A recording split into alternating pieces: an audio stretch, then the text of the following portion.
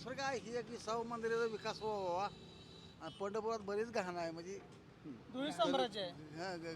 गली बोळातनं मूळ काय आहे आमचं म्हणजे आता उघड बोला काय भाजपचं आमचं काय जमत नाही सत्ता पहिल्यापासून कोणाची यावी वाटते पंढरपूरमध्ये? भाजप सोडून कोणाच्या येईल भाजप नको आहे बर ह्या देशाची घोळ झाला का मतपेटी म्हणा ही घोट चोरी PM चोरी चुकीच आहे ही.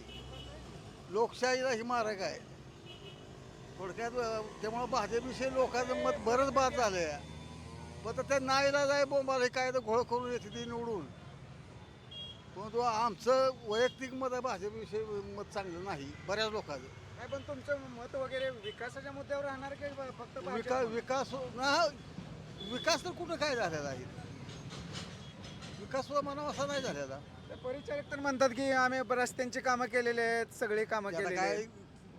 त्याचं पोहून पंढरपूरमध्ये उड्डाण पूल आणले 2-3 ठिकाणी. ते आता ह्या रोड होणारच घेऊ नॅशनल हायवे म्हणल्यावरती घेऊन उड्डाण पूल होणारच घ्या आपोआपच होणारच मग आता पण काय असा विकास नाही मग बालके विकास करतील असं वाटतंय का प्रणित? काय कुठल्याच पक्षाचं फक्त आम्हाला मागास म्हणलं का नाही त्या म्हणजे ह्या तुमचं VM चोरीमुळं देशाचं वाटोळ होतं एवढंच आम्हाला म्हणा दुसरं काय लोकशाहीला घातक काय काय मार लोकशाहीलाच ही घातक आहे ना सगळं मी भारतीय जनता पार्टी. हां कसं आहे जर जर प्रत्येक उमेदवार जर ठरवून करत असलेली ही तर लोकशाहीला घातक नाही तर काय गरिबाचं तर नाहीच नाही पण लोकशाहीला सुद्धा घातक आहे.